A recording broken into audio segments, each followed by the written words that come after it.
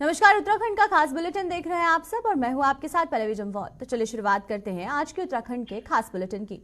उत्तराखंड देश के उन प्रथम राज्यों में से एक है जिसने यूसीसी का ड्राफ्ट को लगभग तैयार कर दिया है। इस ड्राफ्ट को तैयार करने में प्रदेश सरकार द्वारा बाकायदा टीम को गठित भी किया गया था। वहीं पर सीएम धामी ने कहा है कि यूसीसी का ड्राफ्ट तैयार करने वाली ड्राफ्ट कमेटी से उनकी बात हुई है और कमेटी ने कहा है कि जनवरी महीने में अपनी रिपोर्ट देने की उन्होंने बात कही है। कमेटी द्वारा रिपोर्ट देने के बाद जनवरी के आखिरी हफ्ते या फिर फरवरी महीने के सदन में एक विशेष सत्र उसे पेश किया जाएगा।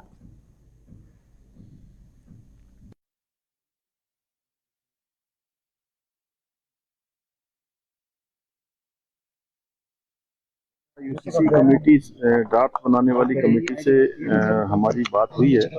उन्होंने संभवतः हमको कहा है कि जनवरी माह में हमको जो है अपना ड्राफ्ट दे देंगे और उसके बाद जो भी अन्य औपचारिकताएं होती हैं औपचारिकता करने के बाद हम उसको विधानसभा में लाएंगे, विधानसभा का सत्र आहूत करेंगे और यूसीसी लागू करने की दिशा में आगे बढ़ेंगे। उत्तरकाशी सिलक्यारा टनल में फंसे मजदूरों को सुरक्षित बाहर निकालने में अहम भूमिका निभाने वाले रेत माइनर्स को अब मुख्यमंत्री आवास में सम्मानित किया गया है। आपको बताएं कि मुख्यमंत्री पुष्कर सिंह धामी ने जहां पर रेत माइनर्स के सभी 14 सदस्यों को शॉल उड़ाकर सम्मानित किया, वहीं पर 50-50 हजार की धनराशि के चेक पुरस्कार के रूप में भी दिए। इस दौरान मुख्यमंत्री पुष्कर सिंह धामी ने कहा है कि सिलक्यारा टनल घटना में 41 मजदूरों को सुरक्षित बाहर निकालने में रेत माइनर्स की अहम भूमिका रही है। उन्होंने अपनी जान को दांव पर लगाकर खुदाई का काम किया और आखिरी पड़ाव को पार करके सकुशल सभी 41 श्रमिक भाइयों को बाहर निकालने का काम किया था। ये सभी बधाई के पात्र हैं और निश्चित रूप से इनका अभिनंदन होना चाहिए।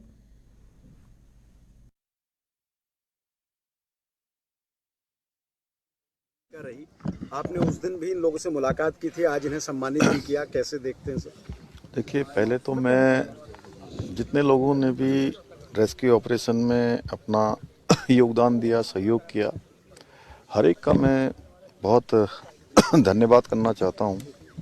सभी का धन्यवाद है, लेकिन विशेष कर से जो हमारे रेड माइनर्स हैं, इन्होंने अपनी जान की परवाह न करते हुए लगातार कठिन परिस्थितियों में स्थितियों में अंदर जाकर खुदाई का काम किया, सफाई का काम किया, पाइप काटने का काम किया और अंत तक लगातार और बहुत ही कठिन परिस्थितियों में वो ऑपरेशन चला, उसको सफलता तक पहुंचाने में आपका बहुत बड़ा योगदान रहा। आज मैं सभी का अपनी तरफ से यहाँ अभिनंदन करता हूँ, उनका स्वागत करता हूँ। और चूंकि ऐसे लोग जो वास्तव में कहीं दिखाई नहीं दे रहे थे, लेकिन जो काम असली काम है उस काम को सिरे तक पहुंचा रहे थे, ये सब बधाई के पात्र हैं, अभिनंदन के पात्र हैं। सूबे की खेल मंत्री रेखा आर्या ने रुद्रपुर स्थित मनोज सरकार स्पोर्ट्स स्टेडियम में चल रहे राज्य स्तरीय खेल महाकुंभ 2023 में प्रतिभाग किया है। इस दौरान आयोजित सांस्कृतिक कार्यक्रम में स्कूली छात्रों ने देवभूमि के संस्कृति का परिचय देते हुए शानदार संस्कृति प्रस्तुतियां प्रस्तुत की। इस दौरान खेल मंत्री ने 13 जनपदों से आए हुए खिलाड़ियों को उनकी प्रतियोगिता के लिए भी शुभकामनाएं दी और सभी के साथ संवाद किया। इस दौरान उन्होंने सरकार की तरफ से चलाई जा रही खेल योजनाओं की सभी खिलाड़ियों से जानकारी ली, जिस पर ये समस्त खिलाड़ियों ने खेल विभाग द्वारा संचालित योजनाओं पर खुशी व्यक्त की। वहीं पर आपको ये बताएं कि खेल मंत्री ने यह भी कहा कि आज राज्य सरकार ने खेल और खिलाड़ियों को प्रोत्साहित करने के लिए कई योजनाएं चलाई हैं और ये सभी योजनाएं आप सभी के लिए मील का पत्थर साबित होंगी। उन्होंने कहा कि खेल महाकुंभ के बाद हम राज्य स्तर पर प्रतियोगिता का शुभारंभ करने जा रहे हैं ताकि हमारे खिलाड़ी अगले वर्ष आयोजित होने जा रही राष्ट्रीय खेलों में प्रतिभाग कर सके।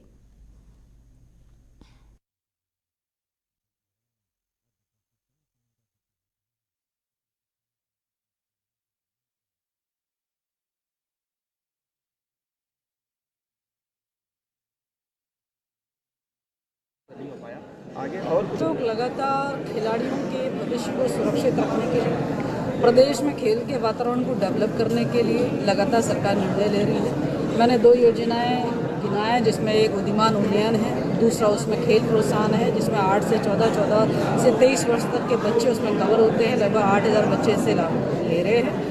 इसके अतिरिक्त जो उनके प्रशिक्षक हैं यानी कि कोचेस हैं, उनका मानदेय भी सरकार ने एक सम्मानजनक मानदेय उनका राज्य बनने के बाद से लेकर पहली बार 2022 में हमारी सरकार ने करने का काम किया है। और एक महत्वपूर्ण फैसला है जो आउट ऑफ 10 जॉब है कि हमारे बच्चे जो है जब मेडल लेकर आते हैं तो उनका सम्मान आखिरकार उनके भविष्य को सुरक्षित रखने का काम कैसे हो, तो वो आउट ऑफ 10 जॉब भी हमारी सरकार ने धामी जी ने करके दिया है। तो हमारे बच्चे जो मेडल लाए हैं 2014 से लेकर अभी तक में, वे सारे बच्चे हमारे यहाँ विज्ञप्ति भी निकली है खेल विभाग के माध्यम से, वो सारे बच्चे अप्लाई कर सकते हैं और उस अप्लाई के माध्यम से निश्चित रूप से वो सरकारी जॉब जो सम्मान वो चाहते हैं अपने जीवन का, वो उनको वहाँ पर देने का काम जो है वो राज्य सरकार कर रही है। एक लक्ष्य और है जो मैंने इस मंच के माध्यम से कहा है कि मुझे लगेगा कि मैं खेल मंत्री होने के साथ में संपूर्ण न्याय कर पाई, वह है बच्चों को 4% का आरक्षण देना। यानी कि स्पोर्ट्स कोटा जो है वो 4% रखना या उसका किया जाना नितांत आवश्यक है और राष्ट्रीय खेलों से पहले इसका होना बहुत आवश्यक है, क्योंकि ये दोनों ही चीज़ें ऐसी हैं जो कि खेल के वातावरण को जो है बेहतरीन करने में खेल क्रांति आउट ऑफ टर्न से आई है और खेल युग की शुरुआत जो है वो 4% के आरक्षण के लागू हो जाने के बाद से मुझे लगता है वो संभव हो जाएगा। तो मेरे उत्तराखंड में अब यह परिचय कि देवभूमि में सैन्य भूमि, हिमालय की भूमि, अन्य प्रकार से देवियों की भूमि इस तरह से आता है। और मुझे लगता है यह वो समय दूर नहीं जब हम 4% का जब आरक्षण लागू कर देंगे तो निश्चित रूप से हमारे उत्तराखंड में जो है वह खेल भूमि के रूप में भी इसका परिचय बनना शुरू हो जाएगा। केरल में कोविड के नए वेरिएंट JN.1 के मामले सामने आने के बाद उत्तराखंड सरकार ने भी एडवाइजरी जारी करते हुए प्रदेश के तमाम जिलों के स्वास्थ्य व्यवस्था दुरुस्त करने के लिए निर्देश दिए हैं। आपको बताएं कि प्रदेश में तमाम अस्पतालों में मेडिकल सुविधाएं चुस्त दुरुस्त को और हो, इसके लिए स्टेट नोडल अधिकारी डॉक्टर पंकज सिंह ने सरकारी जानकारी भी दी है कि कोविड का नया वेरिएंट मिलने के बाद उत्तराखंड में जरूर एडवाइजरी जारी की गई है और लेकिन ये कोई हाई रिस्क नहीं है और ना ही अभी तक प्रदेश में इस तरह का कोई भी मामला सामने आया है।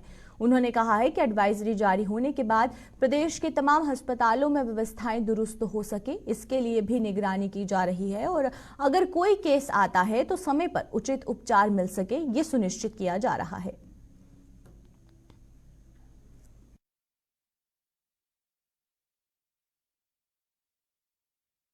नया केस अगर कोई आता है तो कैसा हो सकता है? देखिए ऐसा है ना कि पहले तो मैं ये बताना चाहता हूँ कि ये कोई नया वायरस नहीं है, ये वो सेम वायरस ही है, उसमें समय समय पर बदलाव होते रहते हैं, तो ऐसा कोई घबराने की ज़रूरत नहीं है। जिस वेरिएंट की बात हो रही है JN.1 जो केरला में नोट हुआ है, ये इस तरह का वेरिएंट कोई भी अभी तक उत्तराखंड राज्य में नोट नहीं हुआ है। नए वित्तीय वर्ष 2024-25 के बजट के लिए प्रदेश सरकार ने तैयारियां शुरू कर दी हैं। बजट को जनभावनाओं के अनुरूप बनाने के सरकार ने बजट पर आम लोगों से सुझाव मांगे हैं। 10 जनवरी 2024 तक कोई भी व्यक्ति बजट पर अपने सुझाव वेबसाइट, ईमेल, व्हाट्सएप के माध्यम से सरकार को भेज सकते हैं, जिसका भाजपा सरकार प्रदेश महेंद्र भट्ट ने स्वागत किया है और उनका कहना है कि भाजपा सरकार में ही संभव हो पाया है कि बजट प्रदेश की जनता के अनुसार बने ताकि अत्यधिक जन कल्याण के कार्य बजट में हो सके।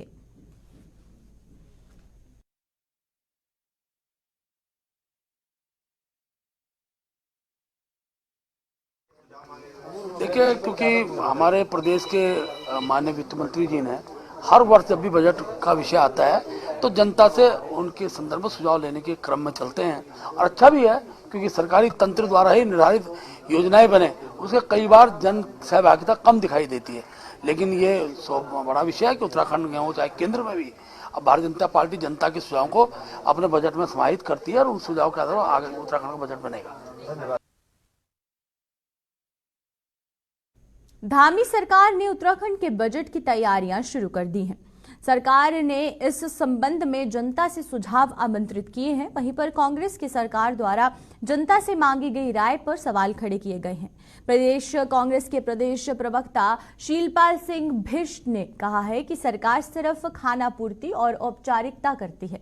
सरकार अपने चहेतों से राय मांगकर खुद ही अपनी पीठ थपथपाती है, जिसका कोई लाभ जनता को नहीं मिलता। आपको बता दें कि धामी सरकार ने वर्ष 2024-25 के लिए राज्य का बजट तैयार करने की प्रक्रिया शुरू कर दी है और इस क्रम में वित्त विभाग ने जनता से सुझाव मांगे हैं और सरकार का दावा है कि जनता की राय के आधार पर ही बजट तैयार होगा। वहीं पर विपक्ष ने सिर्फ इसको एक खानापूर्ति ही कहा है।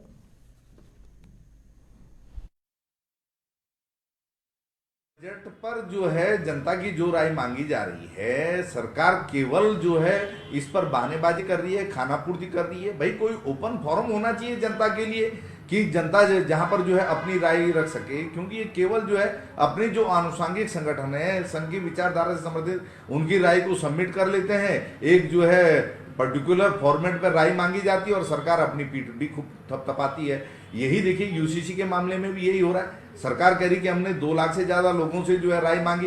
कौन लोग हैं वो? पब्लिक फोरम पर जब कोई चीज आई ही नहीं, आपने पब्लिक डोमेन में और बहुदलीय व्यवस्था का सम्मान नहीं किया, उसके बाद जो है आप केवल अपनी विचारधारा के लोगों की राय ले लेते हैं, औपचारिकता पूरी करवाते हैं और इसे सर्वसम्मति बताने की कोशिश करते हैं, तो ऐसा नहीं चलेगा। देश के अंदर, प्रदेश के अंदर राजनीतिक बहुलता है, संविधान से चुनी हुई सरकार है, संविधान के हिसाब से चलनी चाहिए और संविधान के हिसाब से ही सभी राजनीतिक दलों से भी इस पर राय ली जानी चाहिए, सभी सामाजिक संगठनों से इस पर राय ली जानी चाहिए, आंदोलनकारियों से राय ली जानी चाहिए। तब तो राय के कुछ मायने होंगे, तब जो है जनहितैषी बजट बन पाएगा। लेकिन भाजपा किसी भी तरीके से अपनी राय थोपना चाहती है और उसको जनहित भी बताती है, जन समर्थन भी बताती है, लेकिन यह अब उत्तराखंड में नहीं चलेगा। गुजरात के अक्षरधाम मंदिर में आतंकियों से लोहा लेते हुए 2004 में शहीद कीर्ति चक्र विजेता राइफलमैन स्वर्गीय सुरजन सिंह की लक्सर के श्री सीमेंट लिमिटेड परिसर में प्लांट हेड आलोक मरोलिया और साथ ही साथ सेवा नेतृत्व मेजर करण सिंह ने पुष्पांजलि अर्पित की। इस दौरान श्री सीमेंट द्वारा शहीद के परिवार को श्री सीमेंट द्वारा नमन परियोजना के तहत निःशुल्क 367 सीमेंट के बैग उपलब्ध करवाए गए। आपको बता दें कि लक्सर श्री सीमेंट संस्थान द्वारा शहीद परिवार के लिए नमन परियोजना की शुरुआत की गई है, जो कि आज तक नियमित रूप से चल रही है और नमन योजना के तहत देश के लिए अपने प्राण न्यौछावर करने वाले वीर शहीद जवानों के परिवारों के प्रति अपनी सच्ची श्रद्धा स्वरूप मकान बनाने हेतु उनको निःशुल्क सीमेंट के बैग उपलब्ध करवाती है। पूरे भारतवर्ष में अभी तक नमन परियोजना के तहत 100 से अधिक परिवारों को संस्था निःशुल्क सीमेंट उपलब्ध करवा चुकी है।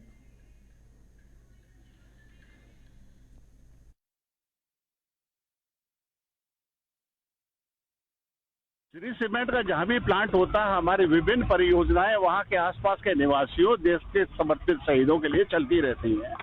श्री सीमेंट की एक योजना है जिसको हम नमन नाम दिया गया है। तो शहीदों को नमन स्वरूप जो भी शहीद है अपने मकान बनाने के लिए उसको पूर्णतः निःशुल्क सीमेंट प्रदान की जाती है। हम पिछली बार भी आपसे मिले थे, लगभग 4 अवसरों पर हम इस प्लांट से सीमेंट प्रदान कर चुके हैं और पूरे देश की अगर बात करें तो लगभग 150 बार ऐसा अवसर आ चुका है कि शहीदों के परिवारों को हमने मुफ्त सीमेंट प्रदान की है। लेकिन आज का दिन मेरे लिए और अधिक गौरवमय है क्योंकि आज हमारे यहाँ शहीद कीर्ति चक्र अवार्डी श्री सुरजन सिंह के आश्रित पधारे हैं और हमें इसकी बात की बहुत खुशी है और हम उन्हें मकान बनाने हेतु 366 सीमेंट के बैग पूर्णतः निःशुल्क प्रदान कर रहे हैं। जैसा उन्होंने कहा कि इससे वो उनके नाम से एक चौक बनाएंगे, हमें अवसर मिलेगा तो उस चौक पे भी हम उन्हें पुष्पांजलि अर्पित कर। एक बहुत बेहतरीन पहल श्री सीमेंट की तरफ से की गई है। हम सरकारी गैर सरकारी तौर पे तो हम अपने पूर्व सैनिकों का ख्याल रख ही रहे हैं, बल्कि सेवारत सैनिकों का भी ख्याल रखना हमारी सरकारों की जिम्मेदारी है और वो हम बखूबी कर रहे हैं हमारे माध्यम से। लेकिन अगर इस तरह से कॉर्पोरेट सेक्टर भी रोजगार के क्षेत्र में या अन्य इस तरह की लाभकारी योजनाओं के साथ आए तो उत्तराखंड आपको पता ही है कि सैनिक बहुल प्रदेश है और इस तरह से अन्यत्र भी हमारे जो शहीद सैनिक हमारे हुए हैं या वीर नारियां जो हैं उनको इस तरह से लाभ प्रदत्त किया जा सकता है। आज पहली दफा मैं इस कार्यक्रम में शिरकत की आगे भी यही रहेगा, इनसे भी निवेदन रहेगा कि इस तरह की योजना को हम और भी लोगों। सर मैं श्री सीमेंट कंपनी का बहुत आभारी हूँ और हमें बहुत खुशी हुई कि जो है श्री सीमेंट लिमिटेड द्वारा हमारे अक्षरधाम शहीद एनएसजी कमांडो सुरजन सिंह भंडारी को इतनी बड़ी सीमेंट की सहायता दी गई मकान बनाने के लिए, और उसके नाम से हम एक अच्छा सा चौक भी बनाएंगे जो हमेशा उसकी याद में यादगार रहेगा और श्री सीमेंट कंपनी का उसमें बड़ा सहयोग माना जाएगा। संसद परिसर में उपराष्ट्रपति जगदीप धनखड़ की मिमिक्री से नाराज भाजपा किसान मोर्चा के द्वारा विरोध प्रदर्शन किया गया। विरोध प्रदर्शन के दौरान कांग्रेस नेता राहुल गांधी और टीएमसी सांसद कल्याण बनर्जी का यहां पर लेसाउंड चौक पर पुतला भी दहन किया गया और इस दौरान किसान मोर्चा के प्रदेश अध्यक्ष जोगिंदर सिंह पुंडीर ने कहा है कि टीएमसी सांसद और राहुल गांधी ने सिर्फ उपराष्ट्रपति का नहीं बल्कि पूरे देश का अपमान किया है।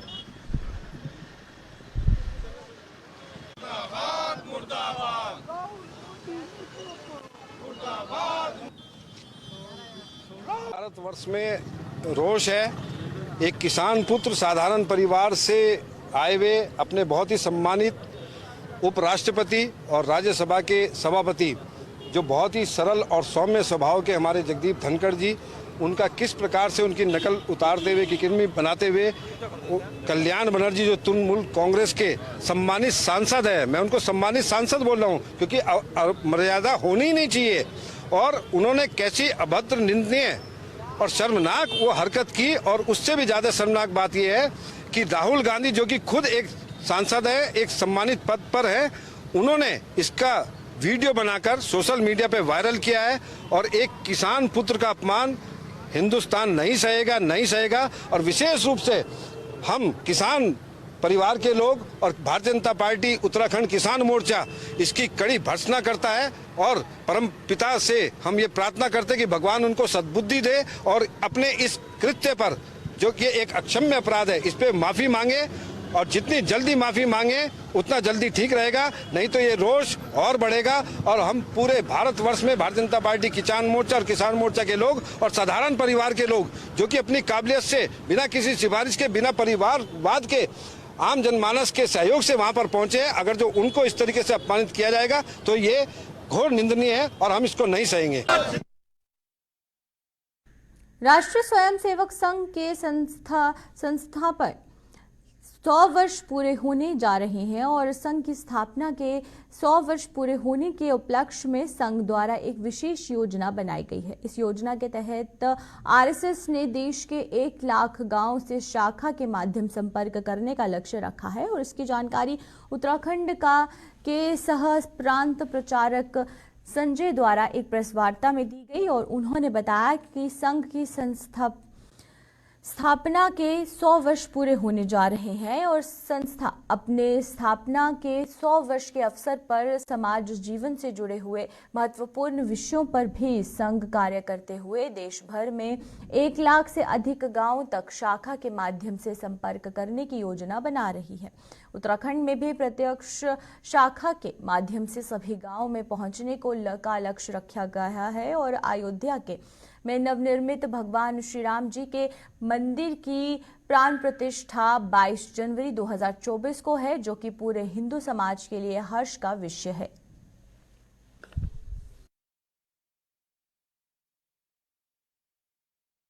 उत्तराखंड में नहीं, पूरे देश में पूजनीय सरसंघ चालक जी ने कहा है कि संघ के 100 वर्ष पे हम कोई बड़ा कार्यक्रम नहीं करेंगे।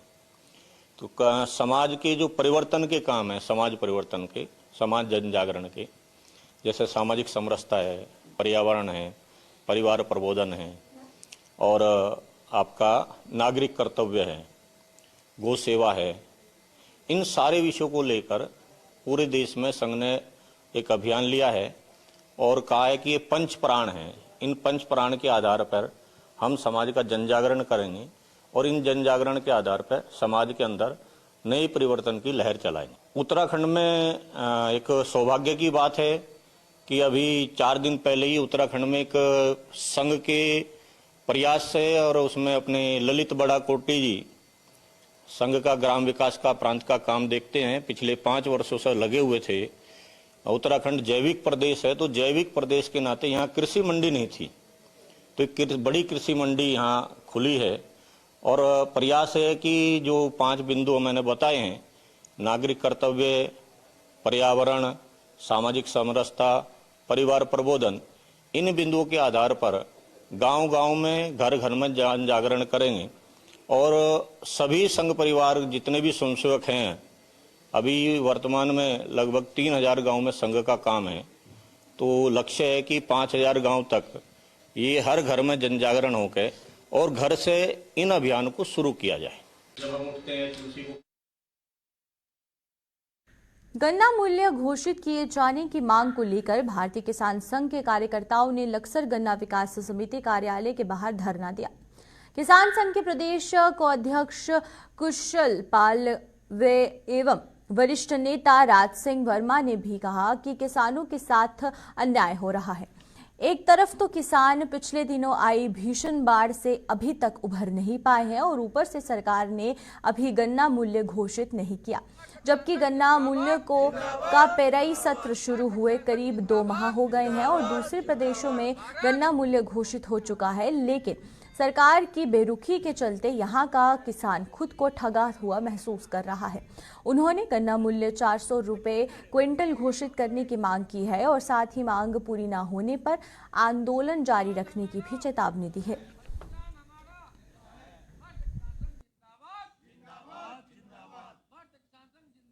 गन्ना मूल्य को लेकर हमने 9 तारीख को ज्ञापन दिया था माननीय मुख्यमंत्री, गन्ना मंत्री, डीएम और गन्ना समिति और मीर को कि अगर 20 तारीख तक गन्ना मूल्य तय नहीं किया तो हम धरना प्रदर्शन करेंगे। सरकार ने कोई एक्शन नहीं लिया। हम कल से धरने में बैठे। हमारी मेन मांग है कि गन्ना मूल्य जल्द से जल्द घोषित हो। आपका एसएमपी मूल्य सरकार पहले घोषित कर दो, और ऐसा क्या गन्ने का मूल्य घोषित करती सरकार, तो इसी विरोध में हम बैठे। हमें गन्ने का मूल्य चाहिए 400 रुपये क्विंटल। एक मेन मांग हमारी यहाँ। दूसरी मांग है, माननीय मुख्यमंत्री ने घोषणा की थी बिजली की कि हम 3 महीने बिजली फ्री बिल रहेगा, लेकिन हर महीने बिल आ रहा। कोई बात की हमारे पास कोई शासन आदेश नहीं है, तो ये सरकार किसान के लिए धोखा कर रही है। हम इसके खिलाफ धरना प्रदर्शन इसलिए हमने किया। 2 मांग हमारी मेन है। ये उत्तर प्रदेश की तर्ज पर गन्ने का मूल्य करते हैं। उत्तर प्रदेश ने बिजली किसान के लिए फ्री कर दी, तो तुम भी बिजली का बिल फ्री करो। क्यों नहीं कर रहे भाई? जब ये तो छोटा राज्य है, वहाँ तो उत्तर प्रदेश तो बहुत बड़ा राज्य है, वहाँ 148 मिले, यहाँ केवल 10 मिले हैं। तो अब तक गन्ना मूल्य घोषित नहीं किया। हम इसके विरोध में धरना प्रदर्शन करेंगे, और अगर ये नहीं है गन्ना मूल्य घोषित करते तो हम फैक्ट्री में ताला लगा देंगे। हम फैक्ट्री चलने देंगे। भारतीय किसान संघ ने 19 तारीख में ज्ञापन दिया था मुख्यमंत्री, गन्ना मंत्री को, सबको। हमारी मांग है कि गन्ने का रेट 400 रुपये किया जा। भी पर्ची पर 0-0 दे रहे हैं, कोई रेट नहीं दे रहे हैं। दूसरी बात, आपदा में सारे मंत्री गली गली फिरे, आपके माध्यम से, मीडिया के माध्यम से हमें पता लगा। भाई 3 महीने का बिल माफ किया, क्योंकि कोई हमें गन्ना इसमें गए, हमें बिजली घर में कोई जियो नहीं आया, वहाँ कोई नहीं आया। इनकी बार किसानों के मुआवजा नहीं दिया सही तरीके से। शासन प्रशासन ने अपने पैसे बना लिए। इनकी बार भारतीय जनता पार्टी को यहाँ 0 मिला कि कोई किसान इतना आक्रोश है, इतना किसान परेशान है कि इनकी बार इनका 0 रहेगा यहाँ से। घोषित नहीं करी। हरियाणा और पंजाब ने 386 और 391 किया, और ये ना उन्होंने पहले ही मतलब गन्ना मूल्य घोषित कर दिया, और 1.5 महीना मिल चल हो गए, तो सरकार के कान पे कोई जू नहीं रहेंगी। और इसके विरोध में हम लोगों ने ये धरना प्रदर्शन किया, और ज़्यादा से ज़्यादा हम प्रदर्शन धरना भी देंगे, मिल बंद करेंगे। जब तक हमारा गन्ने का मूल्य घोषित नहीं करता तब तक हम ये धरना प्रदर्शन जारी रखेंगे।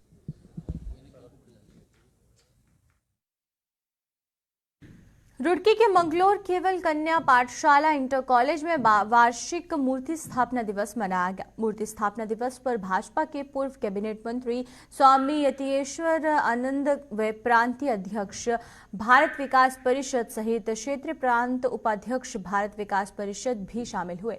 स्थापना दिवस पर निःशुल्क स्वास्थ्य शिविर का भी आयोजन किया गया, और कार्यक्रम में पहुंचे पूर्व कैबिनेट मंत्री स्वामी यतीश्वरानंद ने भी मूर्ति पर पुष्प अर्पित कर स्थापना दिवस मनाया। साथ ही कॉलेज की बच्चियों द्वारा आयोजन किए गए और सांस्कृतिक कार्यक्रम में भी हिस्सा लिया गया। कॉलेज के प्रबंधक डॉक्टर रविंद्र कपूर द्वारा निःशुल्क स्वास्थ्य शिविर का भी आयोजन किया गया और कार्यक्रम में शामिल स्वामी गीतेश्वरानंद ने भी कहा कि बेटियां देश का गौरव हैं और बेटियों को मजबूत कर बनाने के लिए कॉलेज द्वारा बच्चों को जूडो कराटे की शिक्षा दी जा रही है, जो कि बहुत ही सराहनीय है।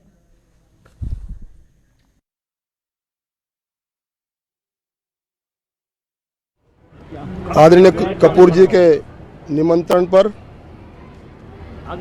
केवल कन्या इंटर कॉलेज के इस वृक्षारोपण कार्यक्रम में चिकित्सा कैंप का जो यहाँ पर शुभारंभ किया गया है और माँ सरस्वती की जो मूर्ति का अनावरण यहाँ पर किया गया है और कुछ गरीब बच्चों को कपड़े वितरण कार्यक्रम इस संस्था में यहाँ के प्रबंधक भाई रविंद्र कपूर जी द्वारा और उनकी सारी टीम के द्वारा जो यहाँ पर प्रबंध करती है संस्था का, उसके द्वारा इन कार्यक्रमों का यहाँ पर आयोजन किया गया और मुझे यहाँ पर निमंत्रित किया और मुझे यहाँ पर आकर बहुत अच्छा लगा। और लगभग 1500 के करीब यहाँ पर छात्राएं 2260 है सर, शिक्षा ले रही हैं 2200। और मैं समझता हूँ शिक्षा से बड़ा कोई दान नहीं हो सकता।